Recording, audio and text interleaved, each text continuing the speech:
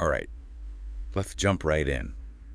Today we're diving deep into a really unique population of humpback whales. You ready for this?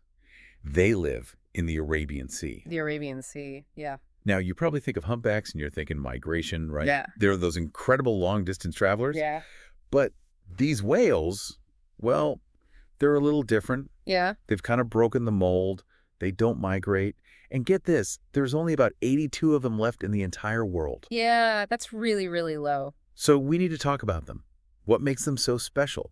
What makes them different from all the other humpback whales? Why are they sticking around in the Arabian Sea? Well, first off, we think they might be one of the oldest humpback whale lineages, like, in the entire world. Whoa, really? Yeah, they've adapted to warm water, and get this, they haven't migrated for something like 70,000 years. 70,000 years, that is incredible. Yeah. But why don't they migrate? I mean, all the other humpbacks are out there, going on these incredible journeys. What is it about the Arabian Sea that's making them stay put? Well, the Arabian Sea is kind of like this all-you-can-eat buffet, right? It's Yeah. got food available year-round. Oh, So unlike the polar feeding grounds that other humpbacks go to, which are only abundant for part of the year, the Arabian Sea is just constant. There's no need to migrate. so they've totally carved out their own little niche, right? Absolutely. Perfectly adapted to this, unique environment. But, and I have to ask this, with such a small population, 82 individuals, what kind of threats are they up against in this oasis of theirs? Well, that's the thing, right? You've got this incredible adaptation, but they're facing all these threats. It's like, imagine trying to live in a construction zone.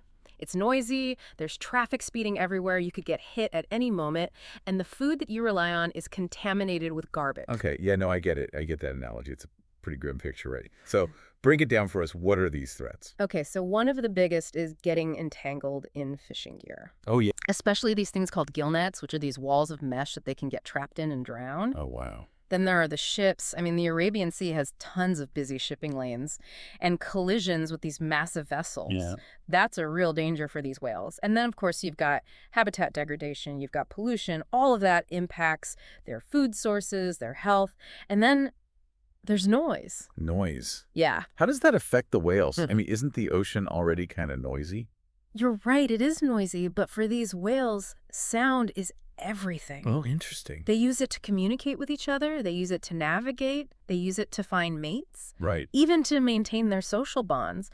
But all the noise from ships, from all the construction that's happening underwater, that completely messes them up. Oh. It disrupts everything.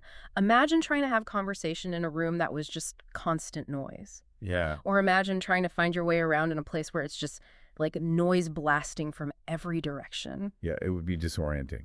It's disorienting. It's stressful. It can even be dangerous for these whales. Wow. So the noise isn't just annoying to them, it's actually cutting them off from essential ways of life. Exactly. Okay.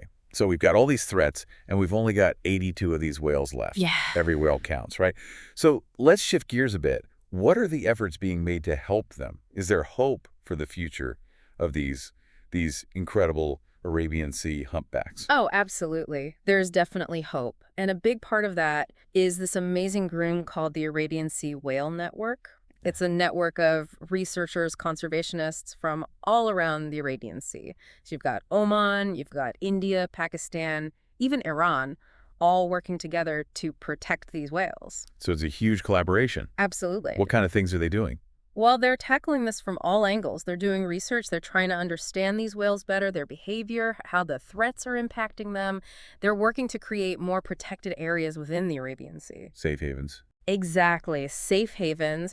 They're also working on, stricter fishing regulations. Okay, so less entanglement. Exactly. Less entanglement. And they're trying to figure out how to route ships better so there's less collisions and less noise. So it's a really comprehensive approach, right? Yeah. You're combining research with policy, with on-the-ground conservation. It must be really hard Yeah. to coordinate all of that across so many different countries. It's a challenge for sure. But the Arabian Sea Whale Network is proving that it can be done. Yeah. And what's really inspiring is that they're also involving local communities. They're raising awareness about these whales, trying to get everyone on board with protecting them. That's great. I mean, it sounds like they're really building a movement. Yeah. But how can we help? What can we do as individuals? Even if we don't live near the Arabian Sea, is there anything we can do? Oh, absolutely. Even from far away, you can still make a difference. Support organizations like the Arabian Sea Whale Network, even spreading the word, making people aware that this is happening. Right? That makes a difference. And then also, those everyday choices that we make, like choosing sustainable seafood, that helps create a healthier ocean. Yeah, that makes a big difference. Every little thing helps. I like that. So as we wrap up our deep dive into these amazing Arabian Sea humpback whales, Yeah.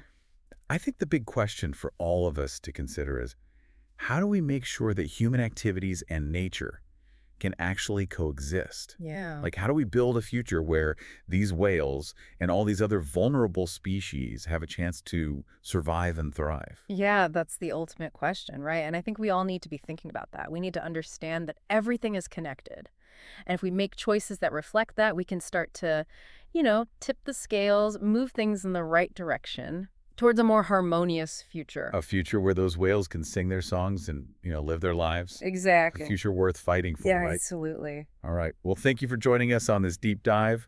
We'll see you next time. Sounds great.